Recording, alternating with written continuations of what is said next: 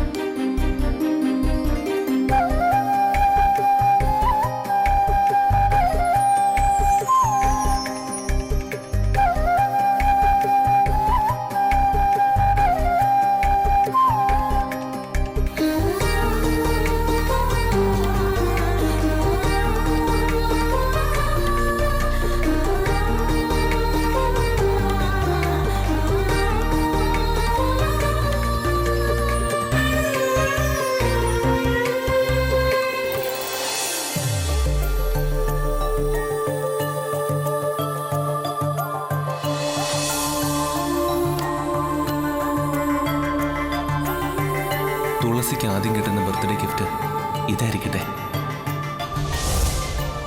അച്ഛൻ മോനെ സ്നേഹപൂർവ്വം അയച്ചതല്ലേ? ഈ ബർത്ത്ഡേക്ക് ആദ്യത്തെ ഗിഫ്റ്റായി ഇത് തന്നെ അവന്റെ കയ്യിൽ കിട്ടണം.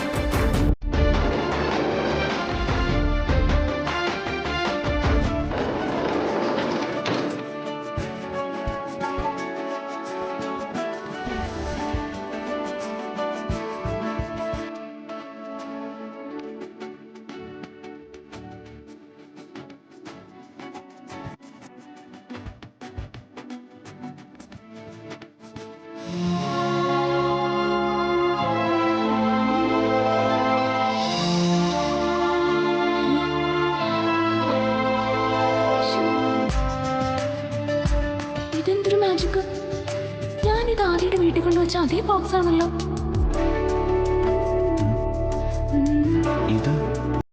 ഇത് ഞാൻ തുളസിയുടെ വീട്ടിൽ കൊണ്ടുവച്ച അതേ ഗിഫ്റ്റ് ആണല്ലോ.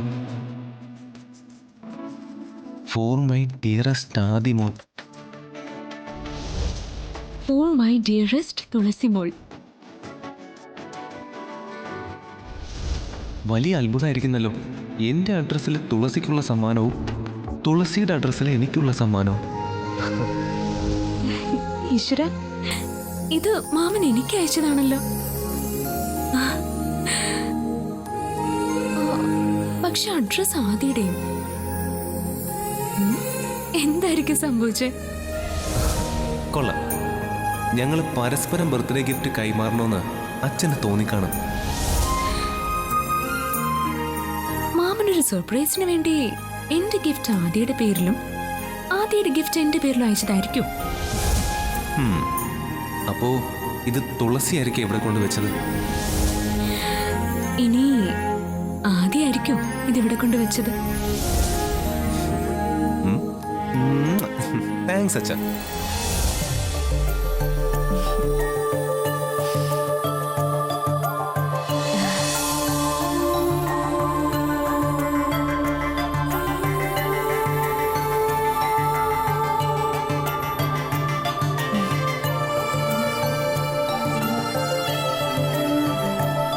ഒരു സംശയവുമില്ല, ഇത് ആദ്യം ഇവിടെ കൊണ്ട് വെച്ചത് തന്നെയാണ്. നീ കൊണ്ടുവച്ച ഗിഫ്റ്റ് ആദ്യമോനും ഇപ്പൊ കിട്ടിക്കാണും.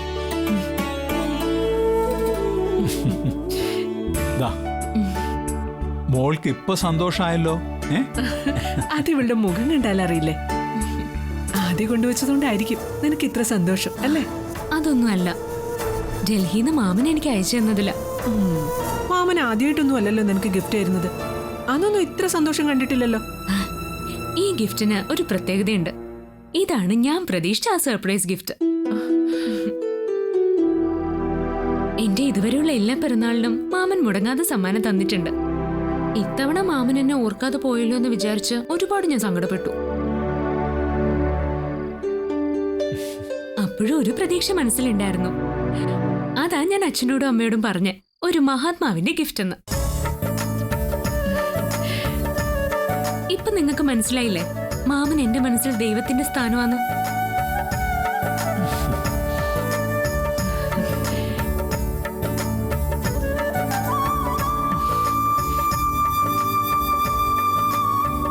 പ്രസാദേട്ടൻ ഭാഗ്യവാനാ അല്ലെ ജയേട്ടാ?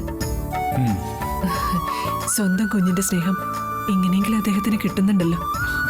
അതിൽ നമുക്കും അഭിമാനിക്കാൻ പ്രിയേ. തുളസിയെ നമ്മൾ വളർത്തിയതുകൊണ്ടാ അവളുടെ മനസ്സിൽ പ്രസയ്ക്ക് ഇങ്ങനൊരു സ്ഥാനം ഉണ്ടായത്. എന്നിട്ടും നമ്മുടെ സങ്കടം ദൈവം കാണുന്നില്ലല്ലോ. ആദ്യം ഇവിടെ വരെ വന്നിട്ടും നമ്മളൊന്നും കാണാൻ പോലും തോന്നാതെ ഗിഫ്റ്റ് വെച്ചിട്ട് തിരിച്ചു പോവല്ലേ ചെയ്തത്. അവൻ വരും പ്രിയ.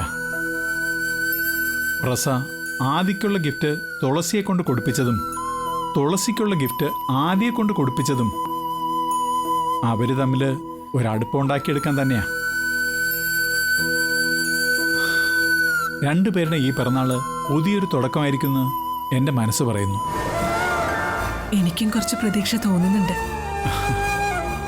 തുളസി നമ്മുടെ മുമ്പിൽ ആദിക്കെതിരെ പറയുമെങ്കിലേ അവൾക്ക് അവനോട് ഇഷ്ടമൊക്കെ തന്നെയാ. എത്ര ഒളിച്ചാലും എനിക്ക് അവളുടെ മനസ്സ് കാണാം.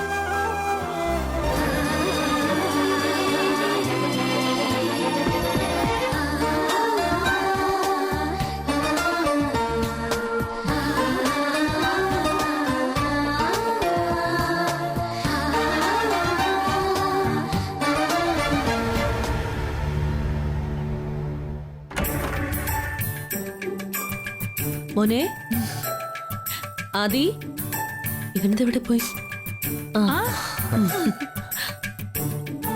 എന്റെ പൊന്നു മോന് അമ്മയുടെ മനസ്സ് നിറഞ്ഞ ജന്മദിനാശംസകൾ. താങ്ക് യു അമ്മേ.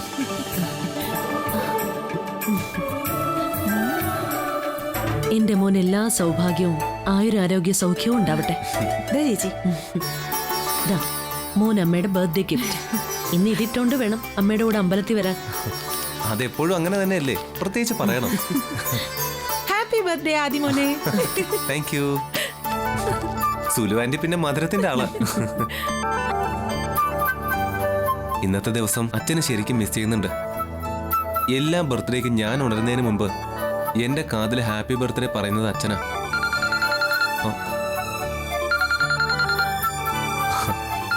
അച്ഛനെ കുറിച്ച് പറഞ്ഞപ്പോഴേക്കും അച്ഛന്റെ കോള്.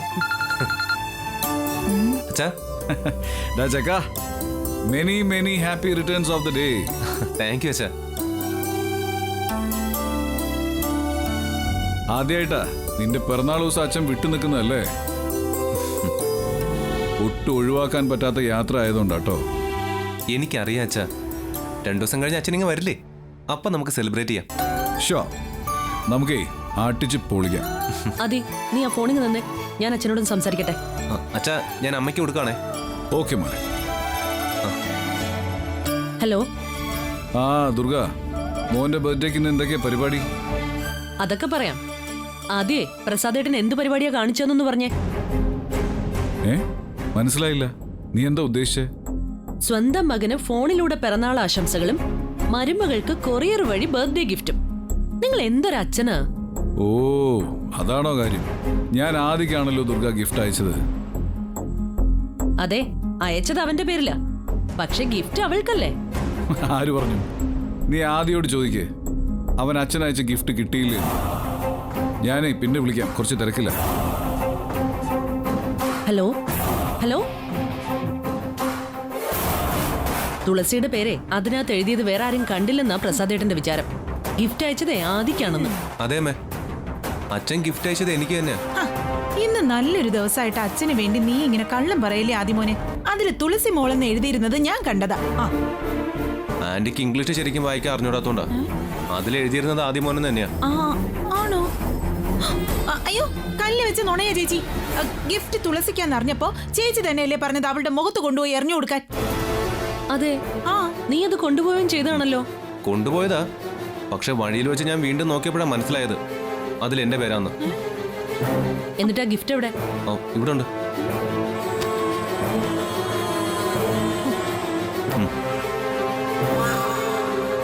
For my dearest ആദിമോ.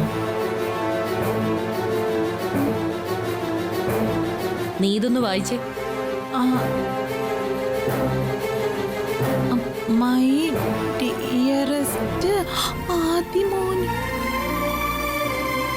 അയ്യോ ഈശ്വര, ഇതെങ്ങനെ സംഭവിച്ചു? ചേച്ചി സത്യമായിട്ട് ഞാൻ ഓടി നിന്നെയൊക്കെ കൂടെ കൊണ്ടു നടക്കുന്ന എന്നെ പറഞ്ഞാ മതി. ചേച്ചി ആദിമോൻ, അയ്യോ ചേച്ചി ഞാൻ പറയട്ടെ, എന്നൊന്ന് വിശ്വസിക്ക്.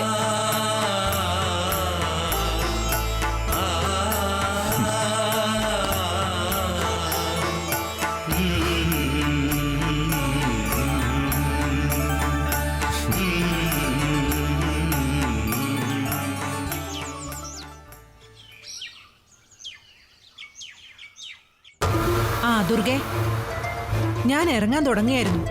നീ വീട്ടിൽ തന്നെ ഉണ്ടല്ലോ. ഞാൻ ഇപ്പൊ വീട്ടിലെത്തും അപ്പച്ചി. ഒരു കേക്ക് ഓർഡർ ചെയ്തത് എടുക്കാൻ പോവാ. അപ്പച്ചി ഒന്ന് വേഗം വരണം, കുറച്ച് കാര്യങ്ങളുണ്ട്. ഞാൻ ഇപ്പൊ ഇറങ്ങും. നീ എത്തുമ്പോഴേക്കും ഞാൻ അവിടെ ഉണ്ടാവും. അതുപോലെ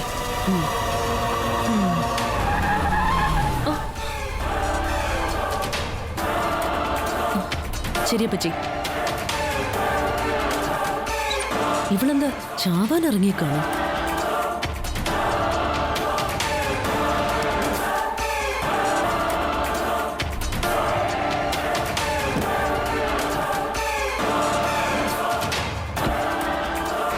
എന്താടി, നിനക്ക് എന്ത് വേണം? ഒരിക്കൽ വണ്ടിക്കടി പെട്ടതൊന്നും പോരെ നിനക്ക്? ചൂടാവാതെ ദുർഗമ്മേ, ഈ വണ്ടി എന്നെ ഇടിക്കില്ലെന്ന് എനിക്കറിയാം. നിനക്ക് വെള്ളച്ചില് കുറച്ച് കൂടുന്നുണ്ട്. നിന്റെ ജന്മദിനമായിട്ടും നിന്നെ പ്രസവിച്ചവൾ ഇങ്ങനെ അങ്ങ് അഴിച്ചു വിട്ടേക്കാണോ? അങ്ങനെ പറയാതെ. അമ്മമാരെല്ലാം ഒരുപോലെയല്ലേ? മക്കള് നന്നായിട്ട് വളരണമെന്ന് ഏതമ്മയെ ആഗ്രഹിക്കും. നിനക്കിപ്പോ എന്ത് വേണം? നീ അത് പറ. എനിക്ക് പോയിട്ട് വേറെ ജോലിയുണ്ട്. ഇന്നെന്റെ മോന്റെ ബർത്ത്ഡേയാ. ഞാനും എന്റെ ബർത്ത്ഡേക്ക് ദുർഗാമ്മയെ ക്ഷണിക്കാനാ വന്നത്. നിന്റെ ബർത്ത്ഡേക്ക് എന്നെ ക്ഷണിക്കാനോ? ഇത് പ്രതിപക്ഷത്തിന്റെ പഞ്ചായത്ത് ഓഫീസ് ഉദ്ഘാടനം ചെയ്യാൻ പ്രധാനമന്ത്രി വരണമെന്ന് ആഗ്രഹിക്കുന്നത് പോലെ ആണല്ലോടി. അതെ, ആഗ്രഹിക്കാൻ ആർക്കും ടാക്സ് ഒന്നും കൊടുക്കണ്ടല്ലോ. അപ്പൊ ഒരിക്കലും നടക്കാത്ത ആഗ്രഹമായിട്ടാണ് നീ ഇറങ്ങിയതെന്ന് നിനക്ക് തന്നെ അറിയാം. തുളസി നടക്കുന്നതേ ആഗ്രഹിക്കൂ. ആഗ്രഹിച്ചാൽ നടത്തുകയും ചെയ്യും.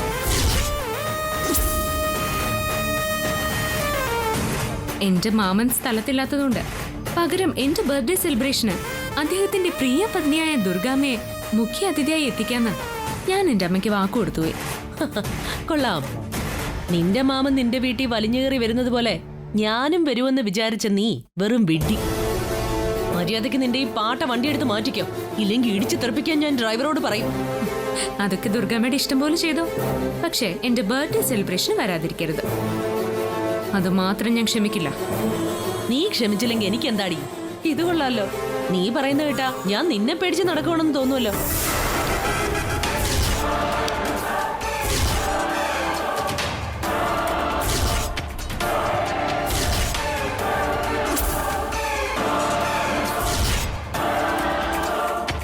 ഒന്ന് നിക്ക് ദുർഗാമ്മേ.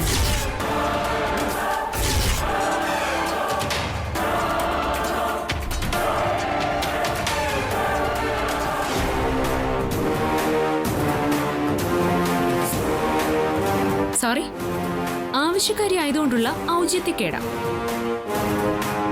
ദുർഗമ്മ വരുന്നില്ലെങ്കിൽ വരണ്ട, ഇതൊന്ന് കണ്ടിട്ട് പോ. എന്താടി? ഒരു ഷോർട്ട് ഫിലിമാ. കാവിലെ താലപ്പൊലിക്ക് ഷൂട്ട് ചെയ്തതാ.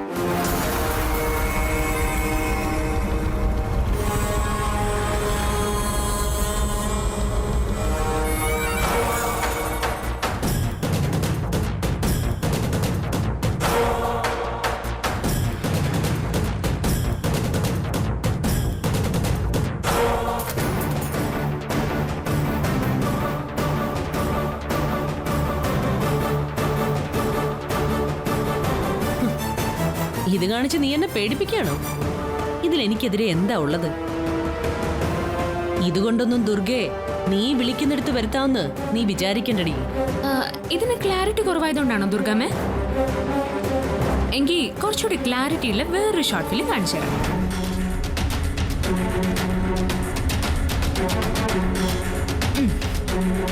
തുളസി, സത്യമായിട്ട് ഞാൻ ഇതൊന്നും അറിഞ്ഞതല്ല.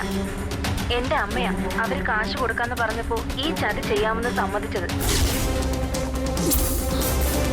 മംഗളാമ്മ 10,000 രൂപ കൊടുക്കാമെന്ന് അമ്മയോട് പറഞ്ഞു. ദുർഗാമ്മയുടെ പറഞ്ഞിട്ടാ ഇതൊക്കെ ചെയ്യുന്നതെന്ന് അവര് പറഞ്ഞു. തുളസിയുടെ മാമൻ കുടത്തിലെ വെള്ളം തലയിലൂടെ ഒഴിച്ചില്ലായിരുന്നെങ്കിൽ നിന്റെ ഈ മുഖം ഇപ്പൊ പൊള്ളി വികൃതമായേനെ. എനിക്ക് വിഷമമുണ്ട്. തുളസി ആവശ്യപ്പെട്ടാൽ പോലീസിനോടോ കോടതിയോടോ എവിടെ വേണമെങ്കിലും ഞാനിതെല്ലാം തുറന്നു പറയാം.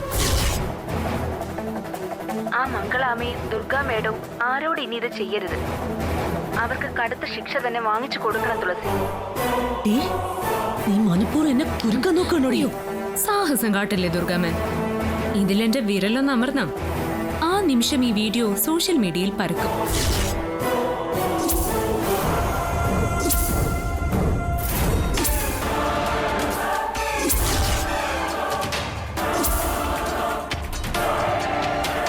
ഇത് പുറത്തായ കമ്മീഷണറായ സ്വന്തം ഭർത്താവിന്റെ കൈകൊണ്ട് വിലങ്ങ് വയ്ക്കപ്പെടുന്ന കേരളത്തിലെ ആദ്യത്തെ വനിത കനകദുർഗയായിരിക്കും. Black mailing അല്ലേടി? അങ്ങനെ പറയാൻ പറ്റില്ല.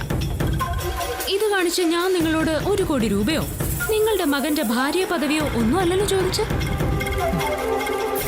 ഈ പാവത്തിന്റെ എല്ലാ ബർത്ത്ഡേക്കും വരാറുള്ള എന്റെ അമ്മാവന് പകരം അമ്മായി വരണമെന്ന് മാത്രല്ലേ. ഇന്നെന്റെ മോന്റെ കൂടി പറഞ്ഞോളാം. അതെനിക്കറിയാലോ. അവിടുത്തെ സെലിബ്രേഷൻ കഴിഞ്ഞ് വന്നാലും മതി. പറ്റുവാണെങ്കിൽ ആദ്യ കൂടി കൊണ്ടുവന്ന സന്തോഷം.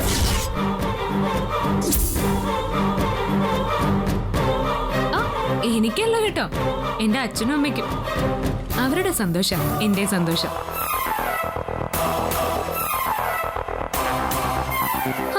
എന്നാ പിന്നെ ദുർഗാമ്മ ഇപ്പൊ പോയിക്കും. ക്ഷണിക്കാന്നുള്ളത് എന്റെ കടമ. വരുന്നതും വരാതിരിക്കുന്നതും ഒക്കെ ദുർഗാമ്മയുടെ ഇഷ്ടം. വന്നില്ലെങ്കിലും ഞാനിത് സോഷ്യൽ മീഡിയയിലൊന്നും ഇടാൻ പോകുന്നില്ല. പക്ഷേ എന്റെ മാമന് ഞാനിത് അയച്ചു കൊടുക്കും, കമ്മീഷണർ കൃഷ്ണപ്രസാദിന്. അപ്പൊ ഓക്കെ, ഞാൻ വണ്ടി മാറ്റി തരാം.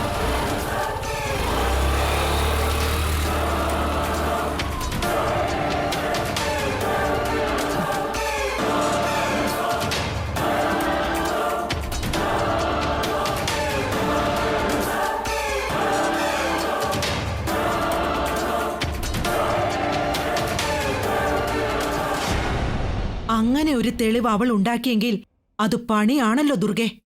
അപ്പച്ചിയല്ലേ അന്ന് പറഞ്ഞത് ഏതന്വേഷണം വന്നാലും ഒരു പേടിയില്ലെന്ന്? അന്നത് പറയുമ്പോ ഈ തെളിവുകൾ ഉണ്ടായിരുന്നോ? ഇതാ തുളസിയുടെ കാഞ്ഞ ബുദ്ധിയിലുണ്ടായ തെളിവാ. അവൾ ഇത് പുറത്തുവിട്ട ഉറപ്പായും നമ്മൾ പെടും. ഇനിയിപ്പോ എന്താ ചെയ്യാ? ഞാൻ അവൾക്കെതിരെ പുതിയ തന്ത്രങ്ങൾ മെനയാനാ അപ്പച്ചിയോട് ഒന്നിങ്ങോട്ട് വരാൻ പറഞ്ഞത്. ഇതിപ്പോ അവളുടെ തന്ത്രങ്ങളിൽ നിന്ന് എങ്ങനെ രക്ഷപ്പെടുമെന്ന് ആലോചിക്കേണ്ട ഗതികേടായല്ലോ നമുക്ക്. അതെ, കൂടുതൽ ആലോചിക്കാനൊന്നുമില്ല. തുളസിയുടെ ഡിമാൻഡ് നീ അംഗീകരിച്ച അവള് പ്രശ്നമൊന്നും ഉണ്ടാക്കില്ലെന്നല്ലേ പറഞ്ഞത്? തൽക്കാലം അവള് പറയുന്നത് കേട്ട് നിൽക്കേ നിവർത്തിയുള്ളൂ.